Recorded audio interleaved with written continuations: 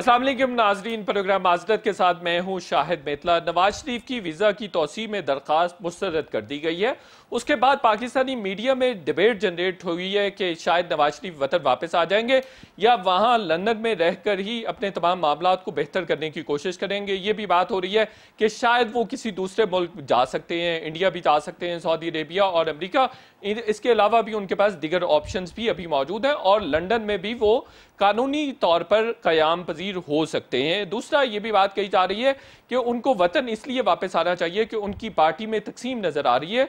अगर वो वतन वापस आएंगे तो उनकी पार्टी मजबूत हो जाएगी। ये तकसीम उनके बैरून मुल्क होने की वजह से और जो बयानियां हैं जिसमें अभी तक भी तफरीक करने में नाकाम नहीं है, पाकिस्तान मुस्लिम लीग नून के मज़ामती बयानियां होना चाहिए या मफाहमत के साथ पार्टी को आगे लेकर चलना चाहिए, उसमें वाज़े तौर पर हमें दरारें नजर आ रही हैं। राना तनवीर हुसैन साहब ने परसों शाहिद खान अब्बासी जो कि सीनियर नायब सदर हैं पार्टी के, उन पर अच्छी खासी तनकीद की। इसी तरह से दीगर रहनुमाओं की भी बातें हम सुन चुके हैं जिसमें वो ये कह रहे हैं कि अब हमारी पार्टी को चाहिए कि एक बयानिया होना चाहिए, एक पॉलिसी होनी चाहिए। मज़ामत करनी है तो मज़ामत की तरफ जाना चाहिए, वफाहमत करनी है तो वफाहमत की तरफ आना चाहिए। देखना होगा वतन वापस आते हैं या नहीं। एक बात और भी की जा रही है कि नून लीग के मज़ामती बयानिए का सबसे ज़्यादा फ़ायदा पीपल्स पार्टी को हुआ है। पीपल्स पार्टी इस्टेब्लिशमेंट के करीब आने में कामयाब हो गई है और यही वजह है कि 2023 में बिलावल भुट्टो जरदारी बतौर वजीर आजम अपने आप को पेश कर रहे हैं और समझ रहे हैं कि वो पीटीआई और इमरान खान साहब का ऑल्टरनेटिव हो सकते हैं। इसी खतरे को भांपते हुए पीटीआई ने सिंध में अपनी तंजीमी सरगर्मियां बढ़ा दी हैं और ये भी कहा जा रहा है कि अब इमरान खान साहब सिंध के बाकायदगी से दौरे भी करेंगे और काफ़ी रहनुमाओं को पीटीआई में शामिल भी किया जा रहा है। पीटीआई को जो है कितनी कामयाबी सिंध में मिल सकेगी, इस पर बात करेंगे। और क्या सिंध में पीपल्स पार्टी नाकाम हो जाएगी, पीपल्स पार्टी को डेंट डल सकेगा पीटीआई के जाने से या नहीं। और दूसरा, पीडीएम का मुस्तकबिल क्या है। पीडीएम हमेशा ये इल्ज़ाम लगाती रही है पीपल्स पार्टी पर कि पीपल्स पार्टी की वजह से पीडीएम को ना सिर्फ शिकस्त का सामना करना पड़ा बल्कि बिल्कुल ही ख़त्म हो गई। तो इस जो इल्ज़ाम है इसमें किस हद तक सदाकत है। इसके अलावा ये भी बात करेंगे कि पाकिस्तान की अदलिया के हवाले से अमरीकी इदारे ने भी रिपोर्ट किया कि इस्टेब्लिशमेंट और हुकूमत के दबाव पर तमाम फैसले करती है। और अभी एक बहुत ही कंट्रोवर्शियल फैसला सुप्रीम जुडिशल काउंसिल की जानिब से सामने आया जिसमें यह कहा गया कि चेयरमैन नैब की तैनाती चीफ जस्टिस की मुशावरत से होनी चाहिए। बहुत सारे माहिरीन ये कह चुके हैं कि यह खिलाफ आइन, खिलाफ कानून हुक्म है, ऐसा हुक्म सामने नहीं आना चाहिए था।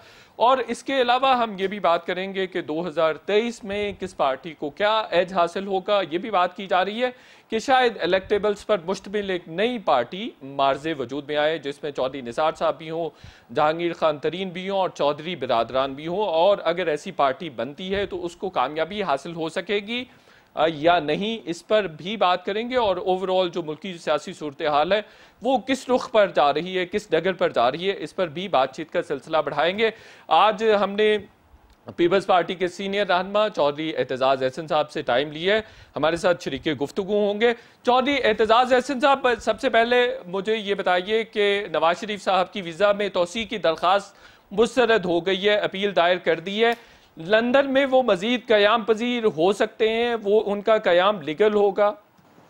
नहीं, अगर वीज़ा एक्सटेंड नहीं होता तो जाहिर है कयाम नहीं कर सकते और उनको को जितना भी टाइम देगा होम ऑफिस, फर्ज कीजिए आज के बाद नवाज शरीफ कोई अदालत कोई अपील नहीं करते तो होम ऑफिस कहेगा आप 2 हफ्तों में निकल जाएं और आपको 2 हफ्तों में आप चाहे फ्रांस चले जाएं, चाहे इटली चले जाएं, चाहे सऊदीया चले जाएं, इससे गर्ज नहीं है बरतानवी अथॉरिटीज़ को आप बरतानिया से निकल जाएं।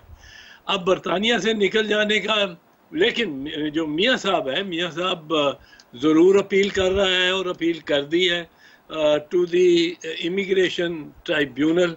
अब वो अपील जो है वो 4-5 महीने तो लगाएगी और चूंकि पहली अपील है इसलिए वो जिस ऑर्डर के खिलाफ अपील है वो मुअत्तल भी हो जाएगा क्योंकि जब तक अपील का फैसला नहीं सुना जाता तो मियाँ साहब बदस्तूर वहाँ 4-5 महीने के लिए जब तक इमिग्रेशन अपीलेट ट्राइब्यूनल फैसला नहीं करता उनके इस ऑर्डर के खिलाफ जो यहाँ अभी आजकल हुआ है तो वो मियाँ साहब वहाँ हैं। अब रही बात उसके बाद क्या कर सकते हैं, फर्ज कीजिए उनकी अपील डिसमिस हो जाती है तो वो हाई कोर्ट जा सकते हैं, London high court. High court of London में वो रेट फाइल करेंगे जैसा हमारे हाई कोर्ट में होती है, और उसमें अगर वो फाइल कर देते हैं और उसको समाअत के लिए मंजूर कर लिया जाता है तो साल वहाँ भी लग सकता है। उसके बाद खैर सुप्रीम कोर्ट भी है, अब जो हाउस ऑफ लॉर्ड्स होता था वो अब सुप्रीम कोर्ट है बरतानिया में, वहाँ भी जा सकते हैं। तो 1-2 साल 2.5 साल तो वो निकाल सकते हैं। तो ये उनकी पार्टी के लिए फायदामंद रहेगा चौधरी साहब कि वो वहीं पर स्टे करें और इंतखाबात के बाद भी ना आ सके, ये इंतखाबात से पहले वो आ जाएंगे वापस? नहीं, उनके लिए मसला जो आएगा ना वो ये आएगा, मैं समझता हूँ कि ये एपेलेट ट्राइब्यूनल ने भी अगर वीज़ा दिया कुछ अरसे के लिए, या वो एपेलेट ट्राइब्यूनल ने केस एंटरटेन ही कर लिया, अपील को एंटरटेन ही कर ली, और इसको जो ऑर्डर है निकल जाने का कि नो वीज़ा, इसको सस्पेंड कर दिया, मुअत्तल कर दिया, तो एक बात वो ज़रूर कर देंगे अगर पाकिस्तान की गवर्नमेंट की जानिब से ये कहा गया कि जी आप ये मुअत्तल कर रहे हैं, वीज़ा इनका हक नहीं है वीज़ा पे, पर आप मुअत्तल कर रहे हैं सर आंखों पे, पर ये यहाँ बैठ के कॉन्विक्ट होके और यहाँ बैठ के और पाकिस्तान में सियासत कर रहे हैं और पाकिस्तान में तकरीरें कर रहे हैं, ये इस तरह जैसे वहाँ बैठे हुए और आपकी जुरिस्डिक्शन से बाहर हैं। सो इनको सियासत और बयानात देने से, सियासी बयानात देने से इनको रोक दिया जाए, तो वो ज़रूर रोक दिया जाएगा। अब अगर ये एपेलेट ट्राइब्यूनल अगले 10-12 दिन में अगर ये रोक ही देता है कि हम अपील सुनते जब तक अपील का फैसला नहीं फाइनल करते, आप कोई सियासी बयान नहीं देंगे और किसी सियासी जलसे को एड्रेस नहीं करेंगे, तो फिर मियाँ साहब के लिए एक दुश्वार काम हो जाएगा कि वहाँ रहना भी है और बात भी नहीं करनी। अगर सऊदीया जाते हैं तो यही होगा उनके साथ, उनको बात नहीं, ज़बानबंदी होगी यकीनन। अगर कतर जाते हैं तो कतर में ये मुमकिन है कि वहाँ से बयानबाजी वगैरह कर सकें, क्योंकि वो सऊदियों जितना सख्त नहीं है। पर कतर पे भी पाकिस्तान की हुकूमत उससे मायदे किए हुए हैं, पाकिस्तान की हुकूमत ने LNG के और ये दूसरे तीसरे और एक दबाव डाल सकती है कि जी आप इसको रख तो रहे हैं, इसको रखें, हमारा तो मफरूर है, हमारा तो फ्यूजिटिव है, आप इसको रख तो रहे हैं, रखिए, लेकिन इसको सियासत करने, पाकिस्तान में सियासत करने से रोक दें। ये एक प्रॉब्लम आएगी मियाँ नवाज शरीफ को, जहाँ भी वो जाएंगे पनाह लेने के लिए, अगर उनकी वीज़ा की दरख्वास्त अपेलेट ट्राइब्यूनल ने भी डिसमिस कर दी। तो चौधरी साहब वो इंडिया भी जा सकते हैं, इंडिया भी उनको ऑफर कर सकता है कि यहाँ इंडिया में आ जाए?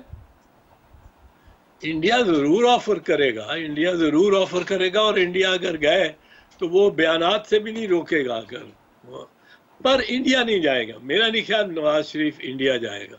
इंडिया को उसकी मोदी के साथ बहुत दोस्ती है, उनकी बिजनेस इंटरेस्ट हैं, वो सजन जंडाल और दीगरान के साथ बिग बिजनेस इंटरेस्ट है, बट मेरा नहीं ख्याल वो ये गलती करेंगे नवाज शरीफ साहब के वो इंडिया जाके पनाह ले लें। तो आपका ज़ाती ख्याल सियासी कारकुन के तौर पर, सियासी रहनुमा के तौर पर क्या है कि उनको मुल्क वापस नहीं आना चाहिए, इससे उनकी पार्टी मजबूत होगी? मैं तो समझता हूँ मुल्क वापस आना चाहिए, और ख़ासकर जब आप गए 8 हफ्ते की रियायत लेके और एक मखसूस काम के लिए, वो आप मखसूस काम नहीं हुआ, आप वापस आ जाएं। वो उसने कहा है, साहिब किरदार होने पे ज़फ़र इकबाल का शेर है कि झूठ बोला है तो अब कायम रहो उस पर ज़फ़र, आदमी को साहिब किरदार होना चाहिए। तो मियाँ साहब को अपना किरदार दिखाना चाहिए और साहिब किरदार होना चाहिए, आ जाना चाहिए। और मैं ये आपको अर्ज़ कर दूं ऐसे कि अगर वो आ जाते हैं तो उनके साथ कोई मुमकिन नहीं है क्योंकि बहुत बुरा सलूक हो, जिस तरह डराते रहते हैं इंटीरियर मिनिस्टर साहब, वज़ीर दाखिला, कि आप वो नवाज शरीफ आएगा तो सीधा जेल में जाएगा। और वो एडवाइजर्स भी जो है वो जी नवाज शरीफ नहीं, वो तो इश्तिहारी हैं, वो जेल में क्यों नहीं जाएंगे? वो मैं समझता हूँ जाना चाहिए, ये तो इसमें कोई शक नहीं है, बिल्कुल जाना चाहिए। पर पाकिस्तान में कुछ भी हो सकता है। पाकिस्तान में इनको जो इजाजत मिली है मुल्क से बाहर जाने की, ये कभी एक मुजरिम को किसी मुल्क से मिली है कि मुल्क से ही बाहर चले जाओ? अदालतों की जुरिडिक्शन से भी बाहर चले जाओ। जो अदालतों ने दिया है ना, लाहौर हाई कोर्ट ने ये रियायत उनके लिए मुमकिन की है ना। और नहीं, ये जो कोर्ट्स के हवाले से एक नारवा इल्ज़ाम लगता है कि शरीफ फैमिली को रिलीफ मिल जाता है डिफरेंट कोर्ट से, ये इल्ज़ाम दुरुस्त है? दूसरी जानिब एक और भी पर्सपेक्टिव है चौधरी साहब कि शायद किसी दबाव के नतीजे में अदालतें ऐसा फैसला करती हैं। देखो, शायद बात यह है और दुख की बात है कि शरीफ खानदान को एक बेनिफिट ऑफ डाउट जरूर मिलता है और सबसे ज्यादा मिलता है। आसिफ जरदारी 11 साल जेल में गुजार ले, ये खुर्शीद अहमद शाह, उसका मैं बात अभी करना चाहूंगा, वो 2 साल हो गए उसको जेल में, लीडर ऑफ द अपोजिशन वो भी रहा है। उसकी तरफ कोई देखता ही नहीं है, कोई मीडिया भी नहीं जाता है कि वो आज पेश हो रहा है, आज ये हो रहा है। ये शहबाज शरीफ जिस तरफ जा रहे हो, मीडिया आगे पीछे, इनके लिए एक सॉफ्ट कॉर्नर जुडिशरी में है और उसकी तारीख है। मैं तारीख से बताऊं, 1993 में इनकी असेंबली डिसमिस हुई और 12 जज बैठ गए सुप्रीम कोर्ट के उस पे फैसले पे, और 12 जजेस ने उसको 26 मई 6 हफ्ते में 26 मई 1993 बहाल कर दिया कि ये इल्ज़ाम इन पे इस जो इल्ज़ाम है उस पर असेंबली डिसॉल्व नहीं हो सकती। इल्ज़ाम क्या था कि इल्ज़ामात थे करप्शन के। अब बीबी शहीद की 1996 में 6 नवंबर 1996 में गवर्नमेंट डिसमिस होती है, उस पे कोई इल्ज़ाम नहीं है सिवाय यही unproven allegations of corruption. Unproven, उस वक्त तक अनप्रूवन, उस पे उनकी असेंबली को बहाल नहीं किया जाता। वो ही चीज़ है। अच्छा, दूसरा आप देखें, ये सुप्रीम कोर्ट पे हमला कर देते हैं। किसी ने सोचा है, किसी पार्टी ने, कोई मुमकिन है कि सुप्रीम कोर्ट पे हमला करें? जो चीफ जस्टिस का कमरा है उसमें 5 जजेस और चीफ जस्टिस बैठे हो और वो मॉब आ जाए जो नवाज शरीफ के नारे लगाती हुई, और वो चीफ जस्टिस अपनी कुर्सी पीछे फेंक के और उसको भागना पड़े और पिछले दरवाजे से निकलना पड़े। ये कभी किसी से हुआ है? इनसे हुआ है और इनसे उन्हें किया है, और किसी ने इन पे आंच नहीं आने दी। कोई इनको सजा या कोई ट्रायल इनका नवाज शरीफ का नहीं हो। फिर आप देखें, इन्होंने जजों को फोन किए, वो फोन टेप्स चली हैं सुप्रीम कोर्ट ऑफ पाकिस्तान में। सुप्रीम कोर्ट ऑफ पाकिस्तान में उनकी तस्दीक हो गई है। इन्होंने आज तक ये उन टेप्स को की तरदीद नहीं की, डिनाई नहीं किया आज तक किसी ने। और शहबाज शरीफ और वो जजों से बात कर रहा है, कयूम से, मलिक कयूम से, और वो इनका जो एहतसाबुर रहमान था, जी बिल्कुल सैफुर। लेकिन चौधरी साहब, उसी अदलिया ने उनको पनामा में फारग भी तो किया है। वो कह रहे हैं आज सजा दो, आज सजा दो। वो तो कयूम जज कहता है नहीं नहीं आज नहीं हो सकती, आज तो बड़ी अर्ली हो जाएगा, उसको सुनना भी है, कल दे दूंगा, 5 साल सजा दूंगा। वो कहता है नहीं नहीं नहीं 7 साल। वो कहता है अच्छा 5 साल और सारी जायदाद मनकूला गैर मनकूला मुल्क में या बाहर वो जब्त कर लूंगा। कहते हैं अच्छा, फिर मियाँ साहब के पास जाके दोनों भाई माफी मांग लेंगे, ये जज कहता है।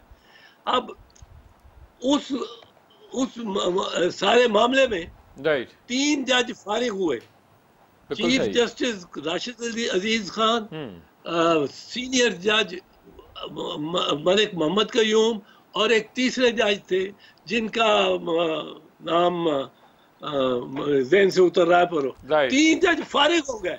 बिल्कुल सही। इनको किसी ने पूछा नहीं, नवाज शरीफ, शहबाज शरीफ को, कभी आपने ये किया? जब ये गिरफ्तार होते हैं इनको सजा होती है, उम्र कैद सजा है, और इनके लिए दरवाजे खुल जाते हैं। सऊदी अरब में महलों के सरूर पैलेस, आप सोचें जो पैलेस पाकिस्तानी मेयार का नहीं, सऊदी अरब के म्यार का में वहाँ पैलेस कहलाए, वो कितना लेविश होगा।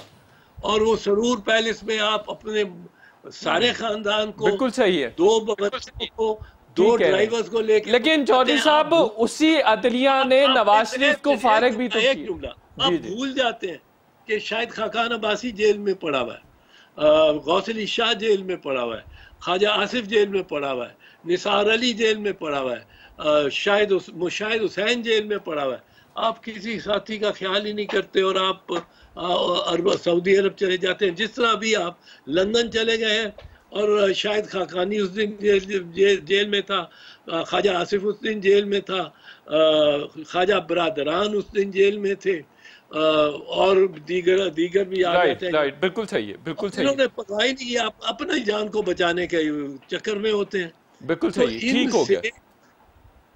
अब बयानिए की बहुत ज्यादा डिबेट हो रही है, बात हो रही है। चौधरी एतजाज अहसन साहब, कहा जा रहा है कि मुस्लिम लीग नून कंफ्यूज्ड है। पहले एक ये भी थीरी थी कि शायद बैड कॉप और गुड कॉप वाला सिलसिला खेलते हैं ताकि आवाम को एक तरह से धोखा दिया जाए या पॉलिटिक्स की जाए, लेकिन अब तो वाज़े तकसीम नजर आती है। आपको भी ये तकसीम वाज़े नजर आती है? वुज़रा भी जो सियासी रहनुमा है सीनियर, वो भी एक दूसरे के खिलाफ बयानात देते नजर आते हैं टीवी स्क्रीन्स पर। तो मुस्लिम लीग नून में बयानिए के हवाले में डिवाइड है। देखो यार, एक तो लफ्ज बयानिए को छोड़ो, पता नहीं कहां से आप लोगों ने बयानिया नैरेटिव, उसका नैरेटिव, वो नैरेटिव तो किसी फिलोसोफर का होता है, किसी बला का होता है, बड़ी चीज का। कोई कम्युनिस्ट पार्टी का नैरेटिव ये है, कोई सोशलिस्ट पार्टी है उस पूरे मुल्क में और दुनिया में छाई हुई है, उसका ये नैरेटिव है। इनके लिए लफ्ज इस्तेमाल होना चाहिए मौकफ। मरियम का मौकफ ये है कि लड़ पड़ो, शहबाज शरीफ का मौकफ ये है कि पाँव पकड़ लो। दोनों ने कहा हुआ है, दोनों ने की जबान से, मैं अपनी तरफ से नहीं बोल रहा हूँ, दोनों की जबान से। एक कहता है पाँव पकड़ूंगा जिसके मर्जी पर जरूरत पड़े, और दूसरी कहती है कि मज़ामती होगी। और मज़ामत, और ये मुस्लिम लीग नई मुस्लिम लीग है। मुस्लिम लीग वैसे नई नहीं है। मुस्लिम लीग वही है जो मुस्लिम लीग मैदान में खड़ी हो नहीं सकती, जेल के 4 दिन काट नहीं सकती। ये मुस्लिम लीग वही नवाज शरीफ की मुस्लिम लीग है जो नवाज शरीफ जेल के डर से भाग गया था और सऊदी अरब चला गया था। जो नवाज शरीफ जेल के डर से उसने हर कोशिश करके, हर हीला बहाना करके लंदन चला गया है और वहां से अब बड़के लगा रहा है। ये जेल में ना जा सकते हैं ना रह सकते हैं। इनका जो मौकफ है, मैं बयानिया नहीं कहता हूँ, बयानिया तो एक बड़ी मुकद्दस चीज होती है। इनका मौकफ ये है, और वो मरियम ने साफ कह दिया कि मज़ामत होगी तो मुफाहमत होगी, यानी मकसद मुफाहमत ही है। मुज़ामत होगी भाई साहब तो मुफाहमत होगी। तो मसला मुफाहमत का है। और ये मुफाहमत जो अल्टीमेट मुफाहमत करनी है, ये 2023 के इंतखाबात के लिए करनी है। 2023 के इंतखाबात के लिए मुफाहमत नहीं होती। मुफाहमत होती है कि हमारे साथ हमें बीच में ले आओ, हमें गेम में लाओ, हमें इक़्तिदार पे बिठाओ, कि कुर्सी पे बिठाओ, ये होती है। और गेम क्या है? और ये हो जाएगी ये नून लीग के साथ। जी जी जी जी, नून लीग का तो कोई स्कोप मुझे नजर नहीं आता। नून लीग का तो कोई स्कोप नजर नहीं आता, दूर दूर तक। नून लीग, देखो, नून लीग ने अपने वर्कर्स को जो डिसअपॉइंट किया है, मैं समझता हूँ। और ये वर्कर सिर्फ वो नहीं, वो जो जलसे में पहुंच जाते हैं, जलसे में बहुत सारे पहुंच जाते हैं। और जलसे में भी एक डिवाइड देखें, जिस जलसे पे मरियम है उस जलसे पे शहबाज शरीफ जा ही नहीं सकता, जा ही नहीं सकता। एक जलसे पे नहीं गया कश्मीर के, सियालकोट के बारे में एक जलसे पे नहीं गया, वो अकेली वहां धाड़ती रही है। तो ये कहा जा सकता है कि इसीलिए नून लीग मुसलसल हार रही है कि शहबाज शरीफ साहब जलसों पर नहीं जा रहे। और या दूसरी तरफ एक पर्सपेक्टिव ये भी है कि जो मुस्लिम लीग नून का वर्कर है उसको मज़ाहमती बयानियाँ पसंद नहीं है, या उसका वो आदी नहीं है इसलिए वो मज़ामती बयानियों को सपोर्ट नहीं करता, इसलिए 3 मुसलसल इंतखाबात में शिकस्त हुई है? देखो, मुस्लिम लीग का वर्कर कभी भी मज़ामती नहीं था, ना है। मुस्लिम लीग का वोटर जो है वो दुकानदार है, वो गुजरावाला के बाजार में उसकी दुकान है, और दुकान छोटी है पर लाखों करोड़ों की कमाई है। वो पैसे दे देता है इनको। वो अगर जलसे पे झगड़ा ना होना हो, वो जलसे पे भी आ जाएगा। लेकिन अगर उसको ये पता हो कि हमारी पार्टी तो जीतने वाली नहीं है, वो उनके साथ नहीं है, एक काडर नीचे है जो उनके साथ बदस्तूर रहेगा और रहता है। पर जो उनका असल मसल है अपना, ये पट्टे और ये जो जो जो उसको जिस्म को सपोर्ट करते हैं, वो मसल्स जिनको कहते हैं, वो क्लास है जो बुनियादी तौर पे लड़ने को तैयार ही नहीं। उनका हर्ज होता है उनकी बिजनेस का, दुकान एक दिन बंद हो तो उनको मुसीबत पड़ जाती है। तो लड़ने वाली मज़ामत का तो कोई आप तवक्को ही ना करे मुस्लिम लीग नवाज से। मुस्लिम लीग नवाज तो आज सीटी बाज जाए तो भागे हुए जाएंगे, कौन है जो नहीं जाए? बिल्कुल और सही है। और आप समझते हैं कि मरियम साहिबा भी चली जाएंगी? मरियम साहिबा भी लाइन में लगी हुई है मफाहमत के लिए। मरियम साहिबा खुद कहती है मज़ामत किस लिए करूंगी कि मफाहमत हो, वो तो खुद अपनी जबान से कहती हैं। तो बात तो वो मतलब है, वो अपने वर्कर्स को कहना चाह रही है कि मफाहमत हो जाएगी, बच्चे मफाहमत हो जाएगी, घबराओ नहीं, मैं मज़ामत की लाइन ले रही हूँ और मेरा मकसद मुफाहमत ही है। मुफाहमत ही है, बिल्कुल ठीक हो गया। चौधरी साहब, आपकी इजाजत से इसी नोट पे छोटे से ब्रेक लेंगे और ब्रेक के बाद बात करेंगे कि शहबाज शरीफ साहब कोई स्पेस हासिल करने की कोशिश कर रहे हैं। शेख रशीद साहब भी यही बात कर रहे हैं। शहबाज शरीफ साहब पॉलिटिकल स्पेस जनरेट करने में कामयाब हो जाएंगे या नहीं? छोटे से ब्रेक के बाद इस पर बात करते हैं।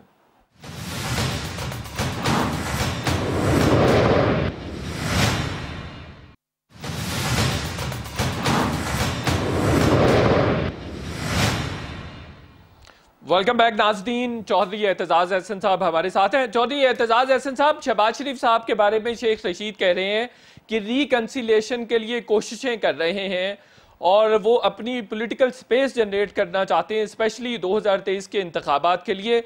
आप समझते हैं कि शहबाज शरीफ साहब इस कोशिश में कामयाब हो जाएंगे? नहीं, कामयाब नहीं हो सकते। देखो, शहबाज शरीफ को डिलीवर करना है। जितने इस्टेब्लिशमेंट ने अगर इनके साथ डील करनी है तो शहबाज शरीफ ने डिलीवर करना है। क्या डिलीवर कर सकता है? उसके हाथ में ही कुछ नहीं है। वो मैं बता रहा हूं कि वो जलसों में क्यों नहीं गया शहबाज शरीफ, क्योंकि जब वो होता ये है, ये हमारे साथ भी होता रहा है। मैं कोई अब बीबी के साथ हम जलसे में जाते थे, मैं वजीर दाखिला भी होता था, चाहे वो वर्कर सारा क्राउड अराउंड करता है बीबी, ओ बेनजीर भुट्टो, बेनजीर भुट्टो, वो सारा उधर।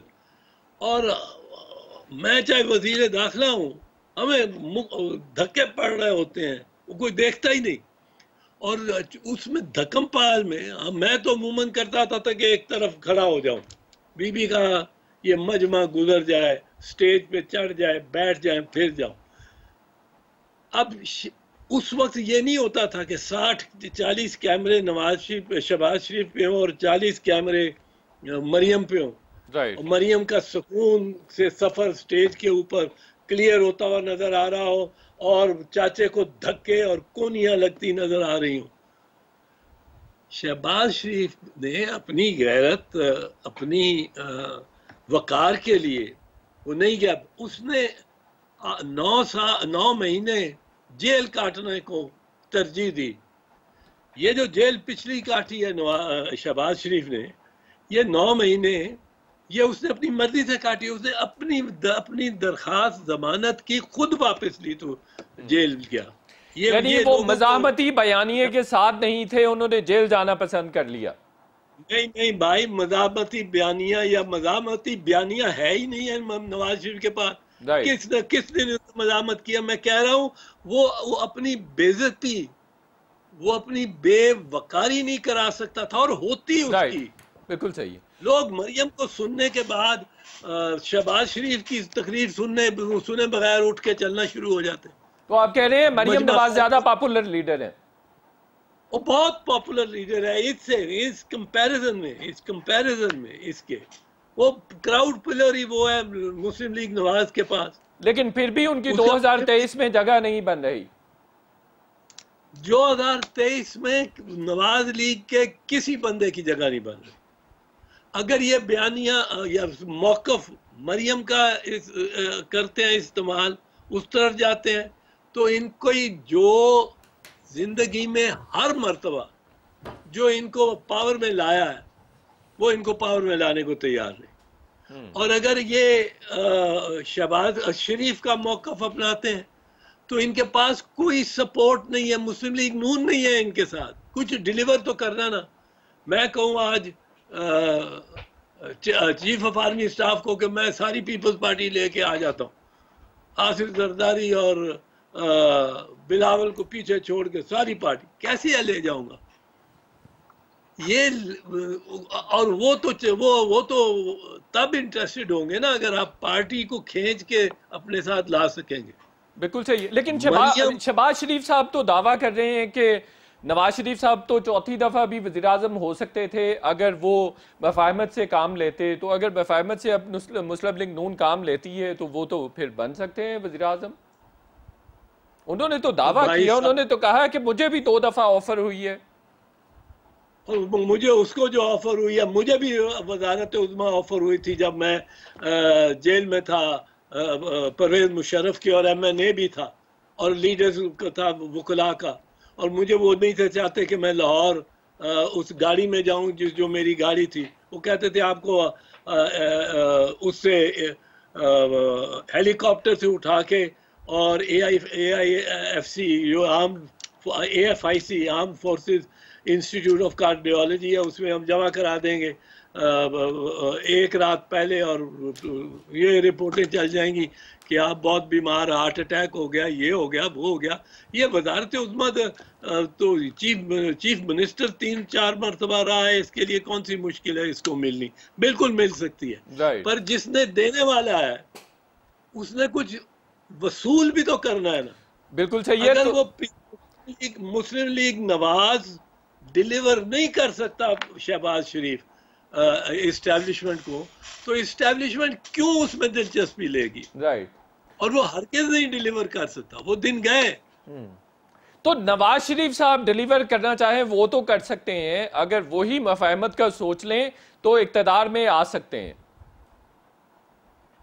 नवाज शरीफ साहब अगर लंदन न भागे होते और जेल में रहे होते और बदस्तूर रहे होते, बगैर किसी शिकायत शिकवे के, रोने धोने के, नवाज शरीफ आज तक शायद वजीर आजम बन गया होता। ये बहुत बड़ी बात कर रहे हैं, जबकि वो तो 7 सालों के लिए डिस्क्वालीफाई भी हुए। नवाज शरीफ में हौसला नहीं है। हौसला आपने देखना है तो आसिफ जरदारी का देखें। ये हौसला होना चाहिए सियासत में। ये भाग जाने वाला सरूर पैलेस या लंदन, उन्हीं अपार्टमेंट्स में आप देखते कि वो क्या मुल्क और क्या कौम है और क्या जुडिशल सिस्टम है। राइट।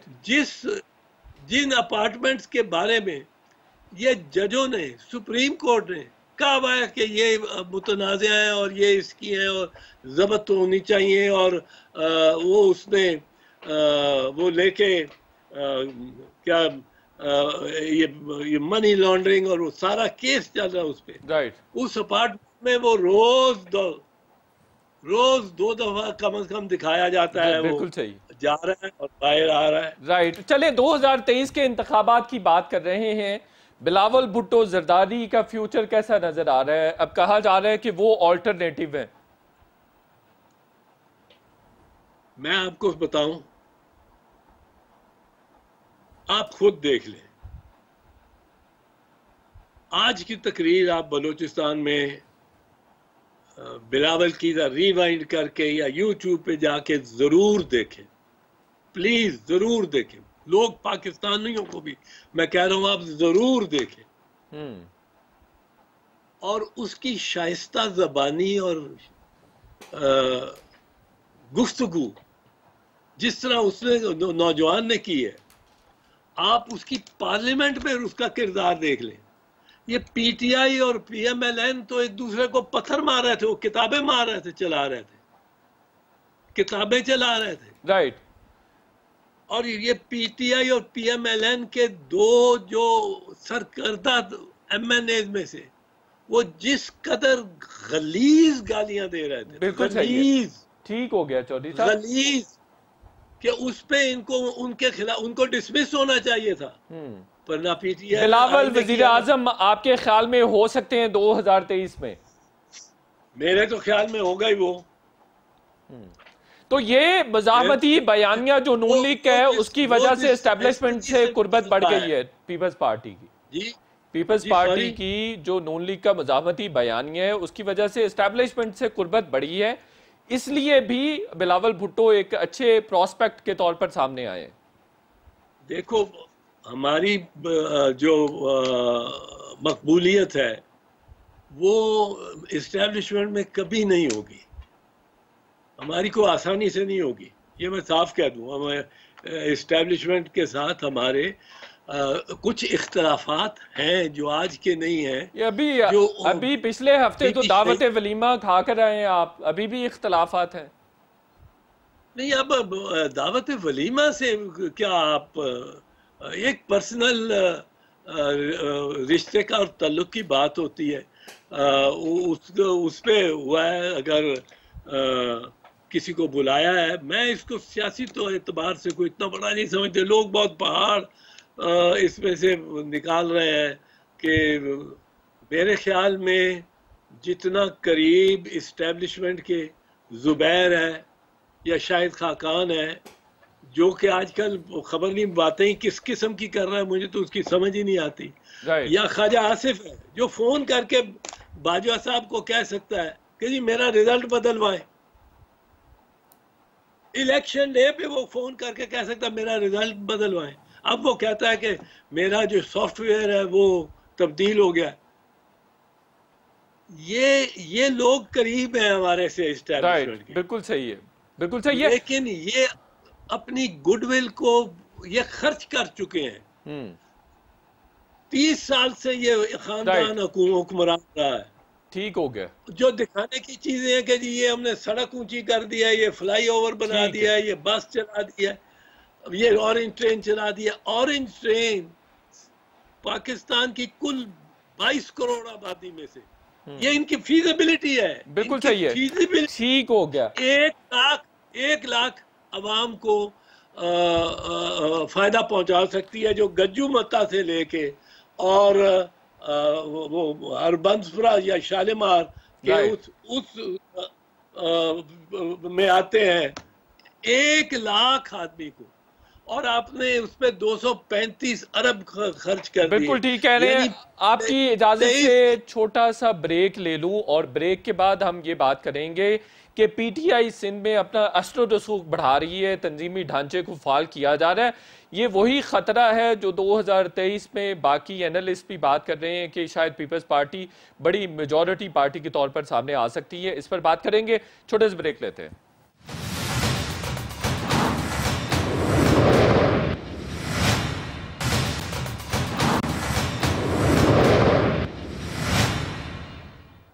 वेलकम बैक नाज़रीन। पीपल्स पार्टी के सीनियर रहनुमा चौधरी एतजाज एहसन साहब हमारे साथ हैं। चौधरी एतजाज एहसन साहब, पीटीआई यूं लग रहा है कि पाकिस्तान पीपल्स पार्टी को बार करना चाह रही है, और स्पेशली जब ये बात भी की जा रही है कि इमरान खान साहब अब सिंध के दौरे भी करेंगे, क्या कई सियासी रहनुमाओं को पीटीआई में शामिल भी किया जा रहा है, तो आप समझ रहे हैं कि 2023 में पीपल्स पार्टी एक बड़ा खतरा हो सकती है पीटीआई को, इसलिए वो सिंध में जाना चाहते हैं? 2023 में मेरी राय में peoples party ahead of the others होगी। इमरान को नुकसान होगा ये कीमतें, या तो कीमतें काबू कर ले, रोजगार दे ले और घर दे लें। अगर वजीर आजम ये कर लेते हैं 2 साल में और मुनासिब तौर पे नज़र आ जाता है, फिर उनको एक बहुत एज मिलती है। अगर कीमतें कंट्रोल कर लेते हैं और रोजगार दे देते हैं और घर दे देते हैं, फिर तो I don't think he can you can fight him.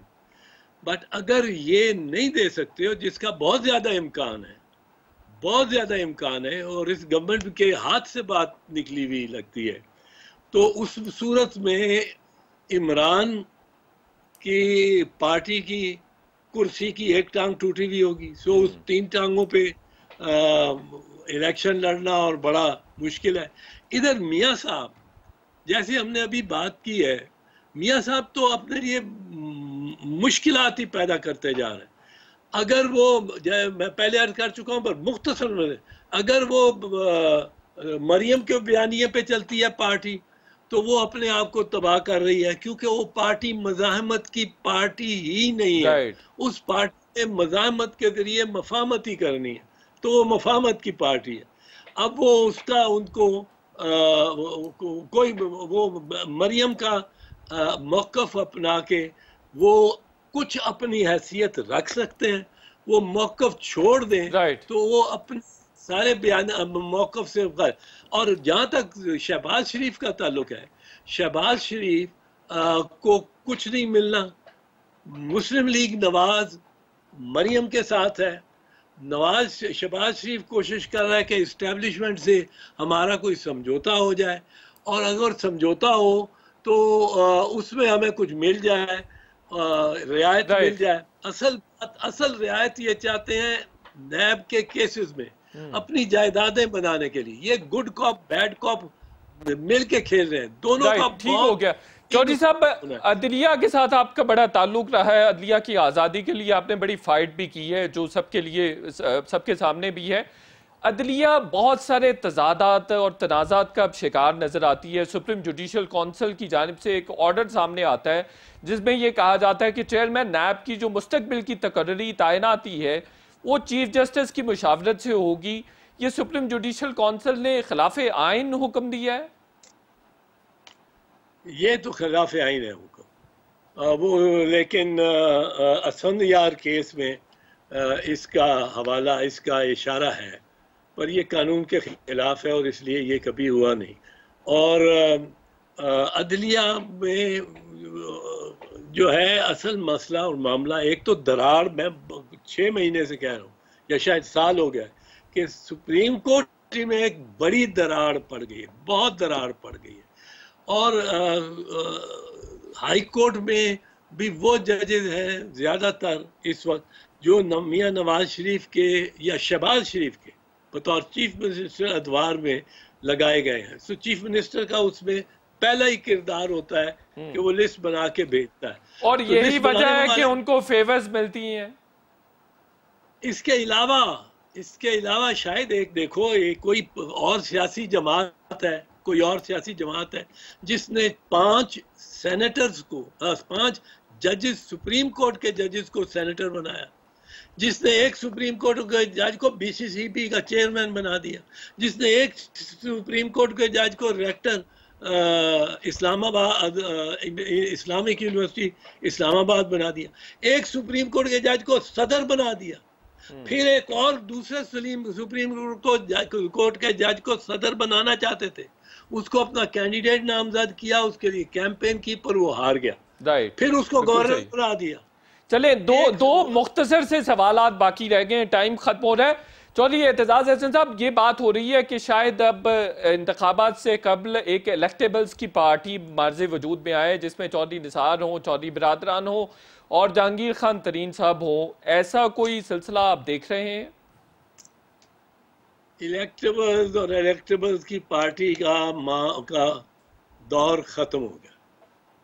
अब ये नहीं चलेगा, और कोई पार्टी जो इलेक्टेबल्स की अपनी बने उसका तो हशर ही हो जाए। पार्टियां अब वो बनेंगी, चलेंगी जिनके लीडर को पहली तो बात है, एक दुनिया मानेगी आहिस्ता आहिस्ता कि वो शाइस्ता मिजाज है, ठहरा हुई तबीयत का है, गालम गलोच में पड़ने वाला नहीं। वो पार्लियामेंट में एक, क्योंकि अब पार्लियामेंट तो आपकी टीवी पे आपके घर में चल रही होती है, जो पार्लियामेंट्री डिबेट होती है, उसमें जो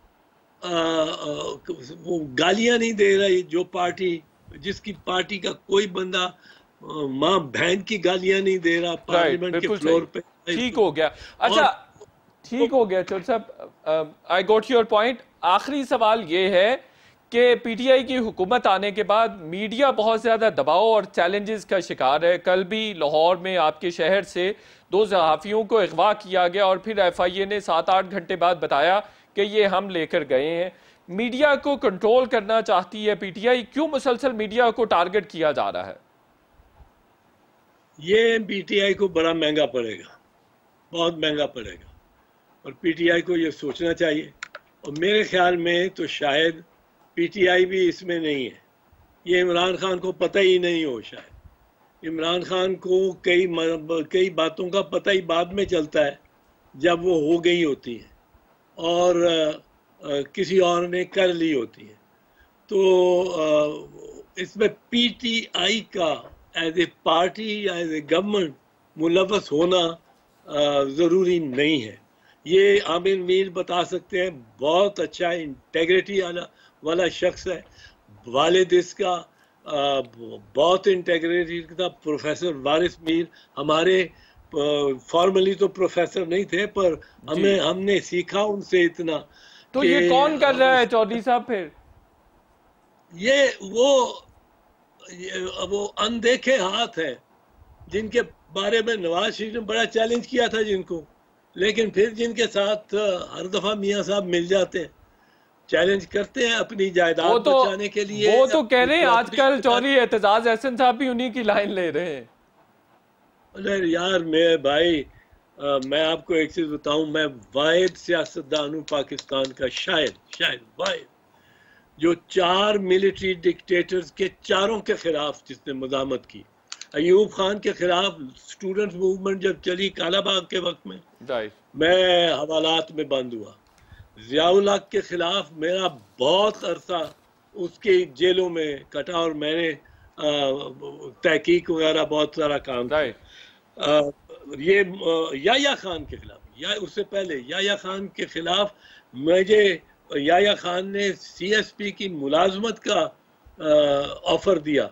आई topped in all of Pakistan, पर मैंने कहा टाइम खत्म हो रहा है चौधरी साहब, जल्दी से बात कंप्लीट कर लीजिए।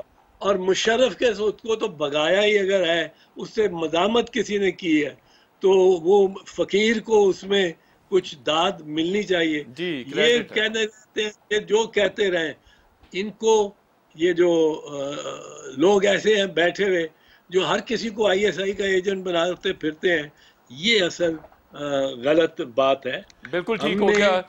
चौधरी एतजाज अहसन साहब, आपके वक्त का बहुत बहुत शुक्रिया। शो का वक्त खत्म हो गया, इंशाल्लाह नेक्स्ट वीक फिर आपसे मुलाकात होगी। तब तक के लिए इजाजत, अल्लाह हाफिज।